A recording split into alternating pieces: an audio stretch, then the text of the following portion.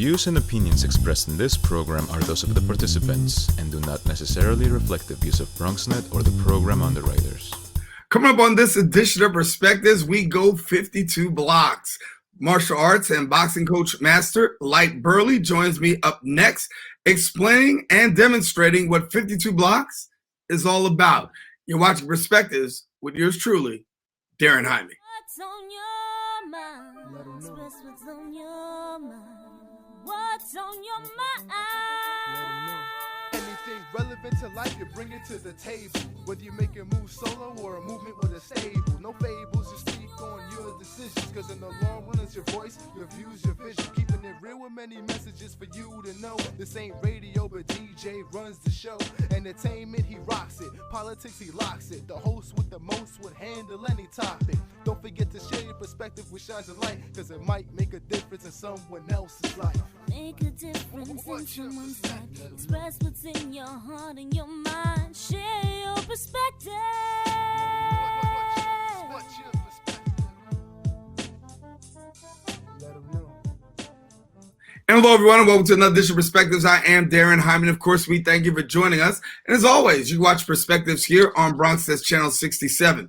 If you want to find out more information, we encourage you to go to the website at bronxnet.org. Follow us on our social media platforms at BronxNet TV. And if you're looking for me personally, well, guess what? You can find me on Facebook. My professional page is Daren C. Jaime. And then Twitter and Instagram at DCJaime23. Well, like we talked about at the top of the show, yes, we are talking about 52 blocks, and we're going to get you into the world of martial arts.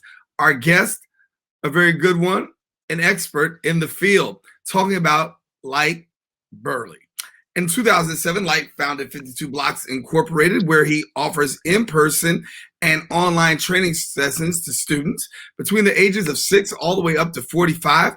Lyte has conducted training seminars in various locations internationally and nationally, including Denmark, Canada, Maryland, Texas, and Michigan.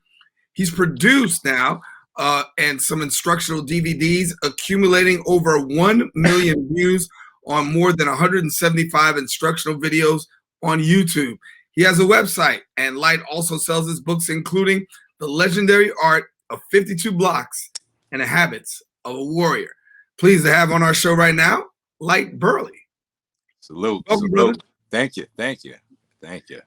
Hey, listen, in a time in the country where literally people laugh and say it's time we have to be armed and dangerous, you're actually arming people in a different kind of way. Right. Right. And so talk to us a little bit about your work. I mean, you're doing martial arts, you're instructing people, and you're making a difference. So how did the whole martial arts thing come about? I've always been in the martial arts when I was younger. I started off when Bruce Lee movies was in, and we would come home from the Bruce Lee movies, and my mother opened the door, and I would hold her back and karate roll into the darkness. So kind of started from there. Then she put me into the YMCA, and we moved to Queens, New York, where it was the first time I had seen the art of 52 blocks. And in Queens, that's how, brothers fought, and everything was, man up, hands up, no weapons, no guns. That way, whatever disputes we have, everybody goes home. There's a winner, there's a loser, but everybody's alive. So 52 blocks was that art. And the first time I had seen it was with a guy that was dating my cousin named True God, and he got into a dispute with a guy. They were arguing, and while they were arguing, he did a move and tilted his hat to the side, and the guy watched it, and he threw the shot and knocked him out. And I guess you really even couldn't call it a fight, but what caught me was the deception and the hand feints and what he did leading up to that shot he threw. And from that moment on, I was on the path, and I ended up moving to Manhattan, and I met a lot of good brothers that helped me. A good friend that passed away, Mr. G, he was instrumental in giving me a lot of knowledge on 52.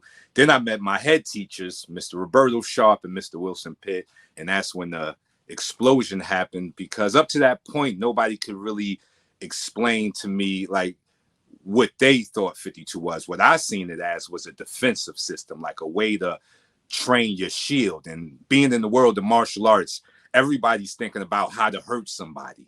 Nobody's not thinking about how not to be hurt. It's almost like that's not even thought about, because everybody's mind is on I'm the winner.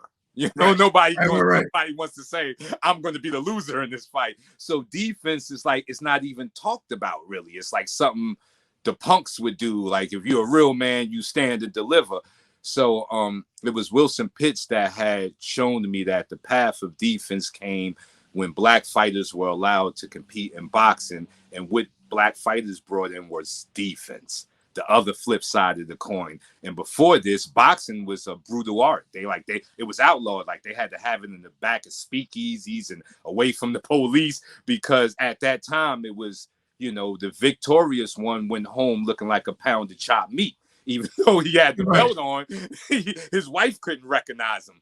And it was black men that got in like, oh, no, brother, that's not how we do it. Like, I still want to look pretty. I want to go home to my wife and still look pretty. And this brought in the defense that would make boxing the sweet science, when it was termed as the sweet science. And then that's when boxing went from this outlaw thing to something that's an actual art.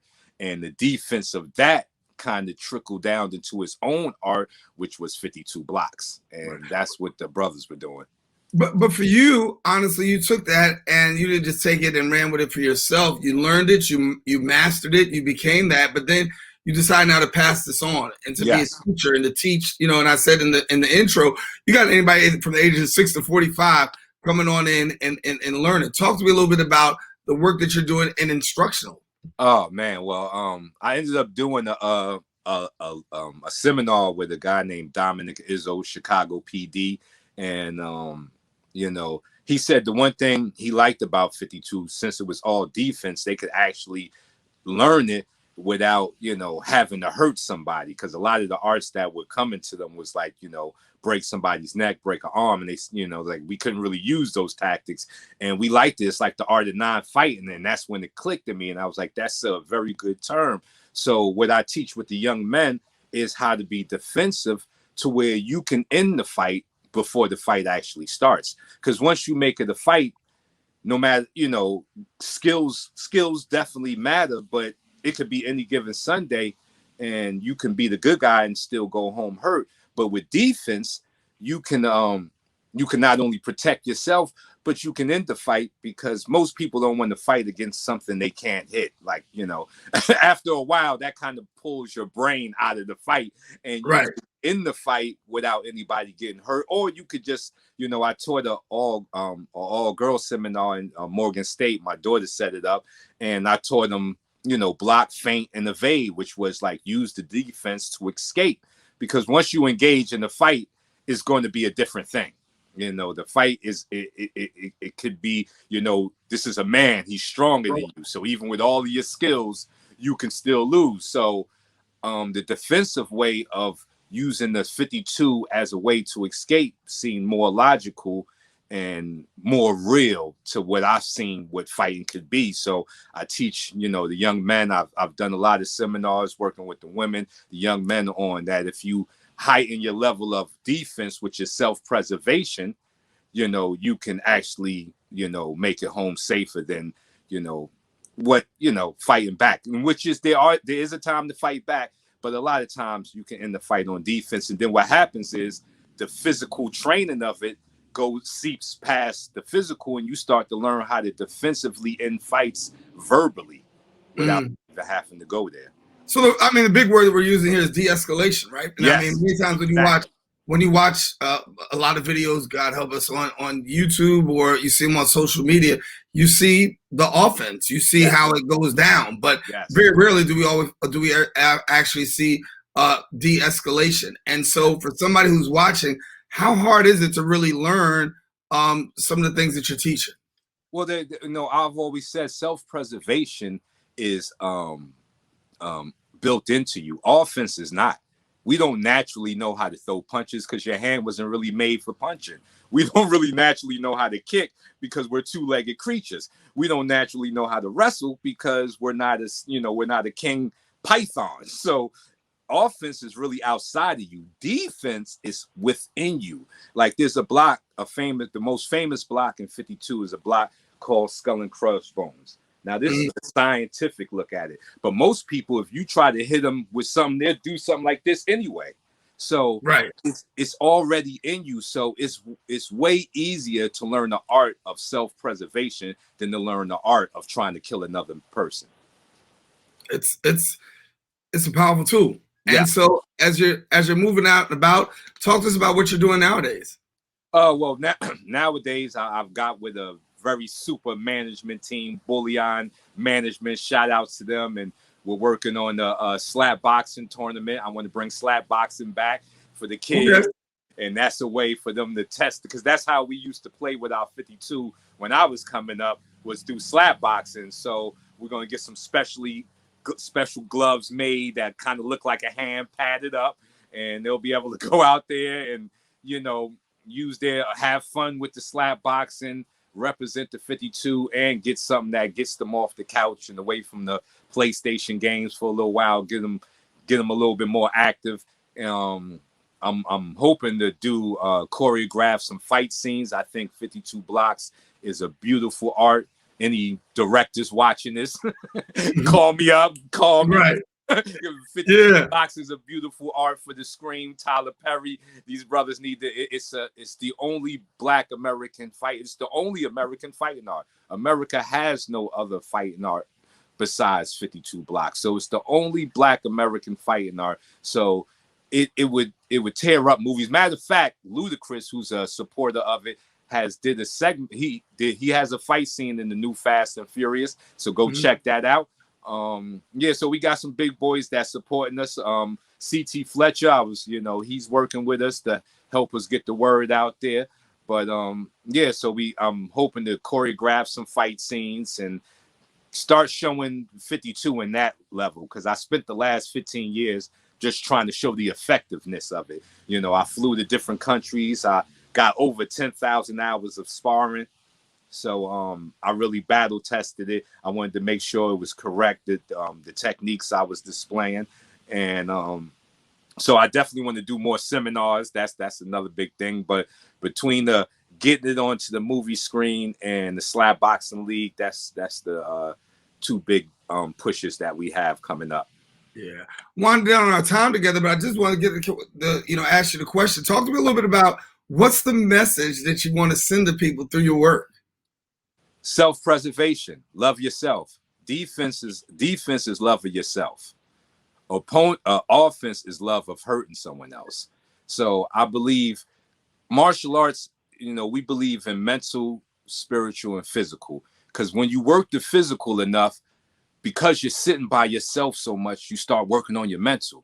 And when you start working on your mental so much, those two seep into your spiritual. So with defense, through this physical defense that I teach, the biggest message is love of self. Is that self-preservation is high love of self. And if you can get into that mode, not only will this art help you physically, it can help you spiritually, mentally.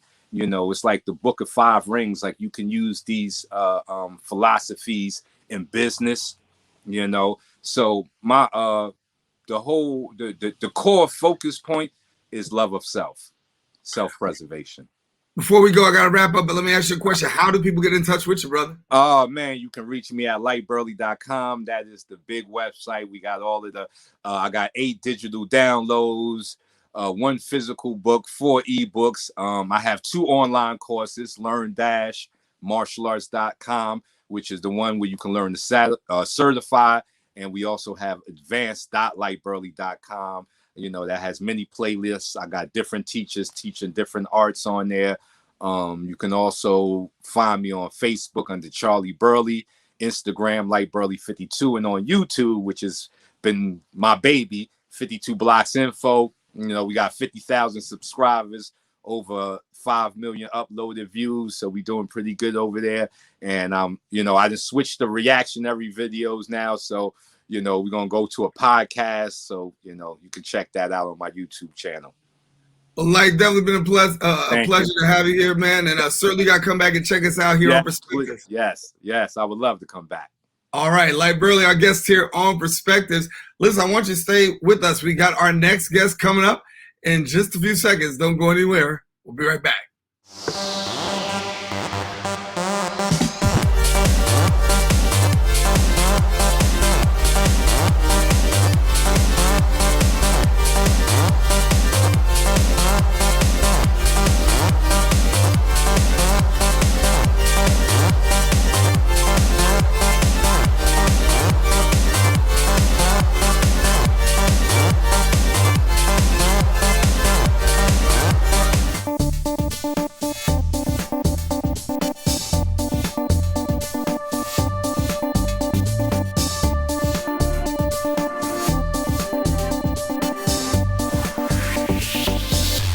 And welcome back to the show. We are pleased to have our next guest join us. And if you want to know a little about him, an actor, a singer, songwriter, but most of all, a person that's doing some great work in the area of human rights, feeding over 3 million people through his foundation, the Power of One Foundation.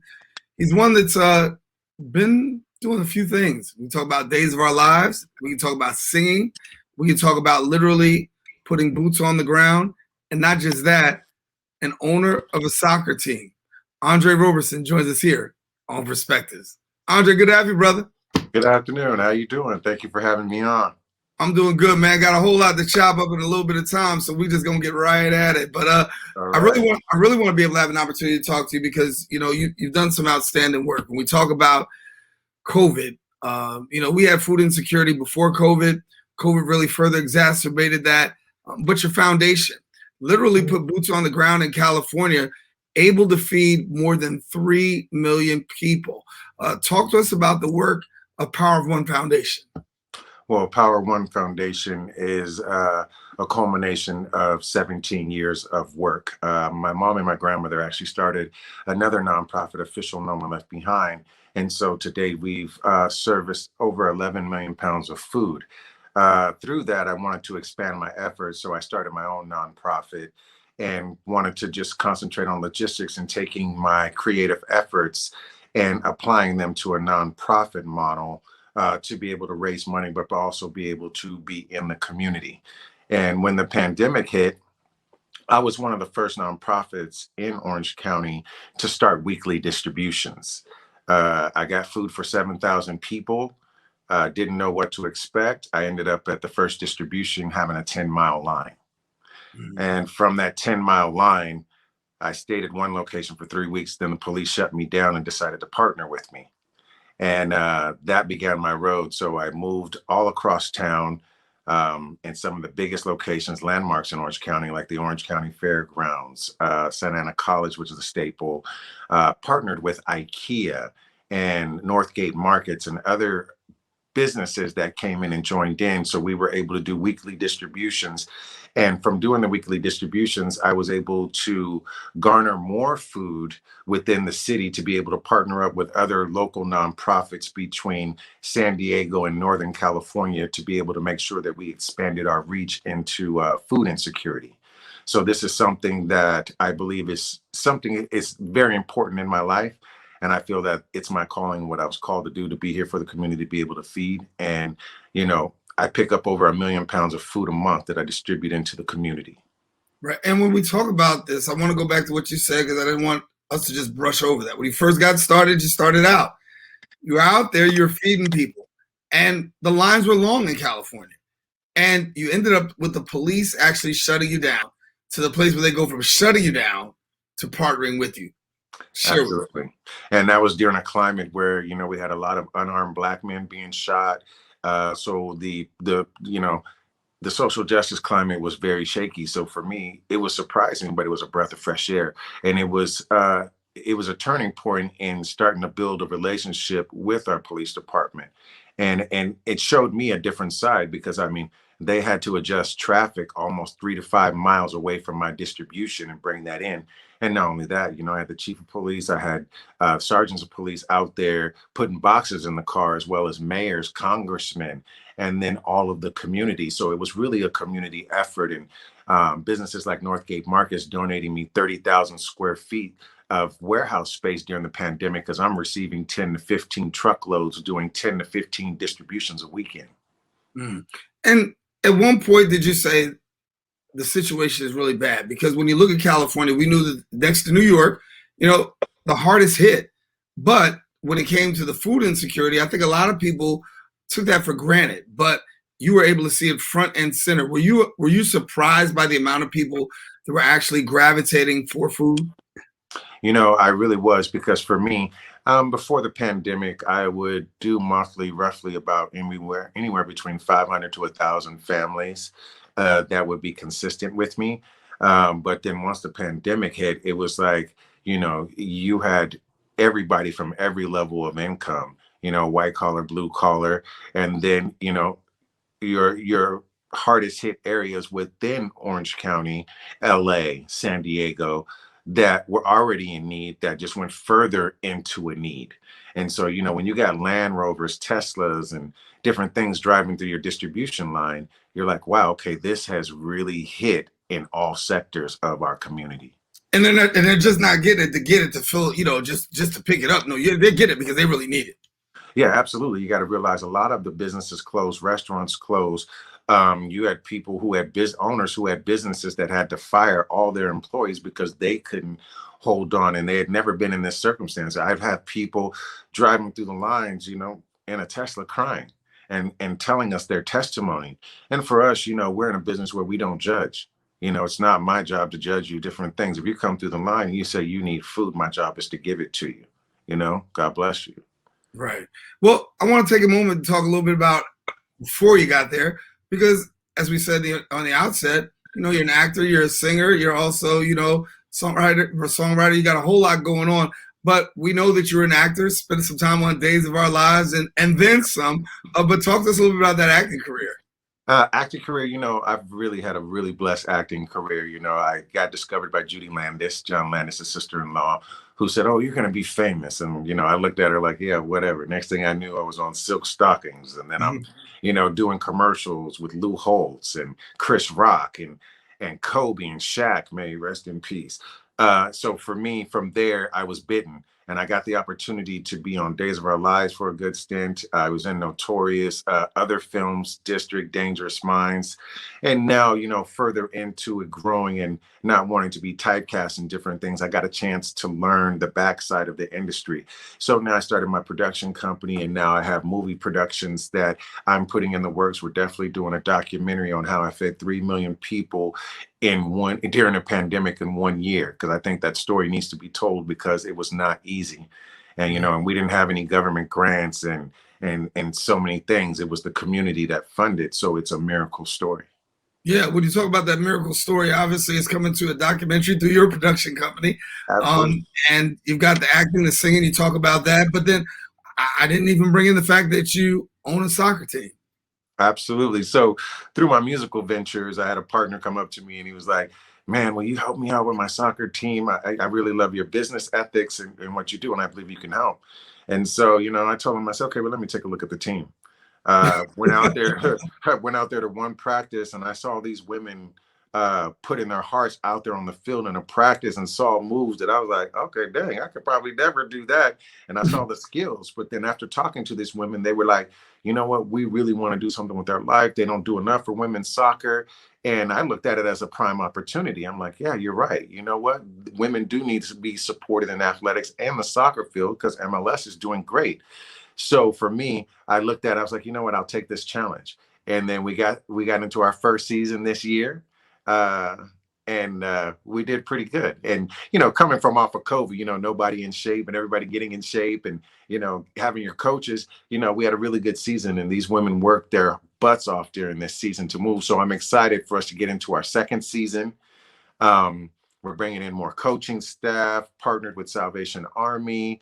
I'm partnered with the Orange County Soccer Club out here, so that I can get other guidances on how to better these women's life in the sports of soccer. So I guess the big question I have is, how do you do the balance? Because balance is a big thing, right? So you got the foundation, you got the singing, you got the acting, production company. Now you turn around, you tell me about the women's club. How do you make the balance occur? I'm thanking God every day, to be honest, man, because people tell me, like, how do you have the energy that you have? To me, I'm like, I'm high on life. You know, for me, it's like when you have the opportunity to be able to help people the way that I have, I take my time, I manage it very tightly, but I have a very, very great support base. My partner in the foundation, a lot of the community members that come out and volunteer. So during the pandemic, I was able to raise up a lot of leaders so I don't have to be at every distribution. Now I got distributions going on that I never even touch, but it's touching a community, which allows me time to, manage my soccer team. And then when it comes to my creative efforts, that's something I do all day, every day. So whether I'm driving in the car, or I'm at a distribution, I'm writing a song, or I'm thinking about a movie idea. And then my time is 1 o'clock in the morning to 5 o'clock in the morning. That's my solid time. So then that's my creative time. And then from me being in the industry so long, it's like, I pace myself because I'm not after the rat race of auditioning every 2 seconds and I'm not above it. It's just that I've made different choices. I really want to produce the content that I would like to see out into the world. Yeah, before we leave, let's get some advice. What advice would you give somebody about really following your dream? Because ultimately that's what you're doing and you're having some great success at it. I follow your dream because you never know where it may lead you. And as long as you have the will and the breath to take a step forward, you're successful. And you never know who's waiting for you, who's going to come across your path. And help comes in ways that you don't expect it. A lot of the times we look for the people that are closest to us to support us. And those are not the people that support us. When I got into this pandemic, when I started feeding people weekly, I had no money. I did not know how I was going to make this happen, but I knew that this was what I was supposed to do to be on the right side of history. And as I took that step forward, I come home one day and there's $250,000 check in my mailbox. I don't know who was watching me. I still don't know to this day. So you never know who's going to support you. So living your dream is living your purpose. Gotta leave it there, Andre Roberson. Thanks so much for being with us here on Perspectives. Why don't you come back, brother, to let us know how things are going. You got a lot to talk about. Yeah, absolutely. And I thank you for having me. And it's an honor to be here. And I love the Perspectives show. Thank you so much, man. In full transparency, that we did an interview not too long before, a while ago, actually. But yeah, he's out in the field doing a food distribution and had time for it, brother. So thank you for having time for me again. And certainly we look forward to seeing you soon. Yeah, and I want you to make sure that you watch out for this year marks the 20th anniversary for 9/11, and my foundation has been commissioned to do an event on Camp Pendleton, our Marine base out here. So we're doing that. I'm performing, got a lot of other performers coming in, some great celebrity guests that are going to be joining us. So that's something the next time I talk to you that I definitely want to share, and then share marketing materials with you, because 9/11 was something that impacted us all, and being in this pandemic, I'm starting a tour, which is the Reunited States of America tour. Wow. Awesome. We definitely have to have you back, Andre, our guest here on Perspectives. And yes, we are out of time. I want to tell you, thank you for watching Perspectives. As you heard from Andre's testimony, you got to follow your dream. There's a purpose and a plan that's attached to it. And when you learn how to follow it, good things will happen. Daren Jaime saying, take care. God bless. Be sure to share your perspective with somebody else. Just might make a difference in somebody else's life. See you next week.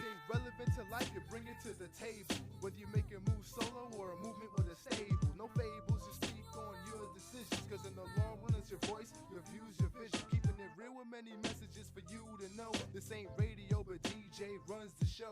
Entertainment, he rocks it. Politics, he locks it. The whole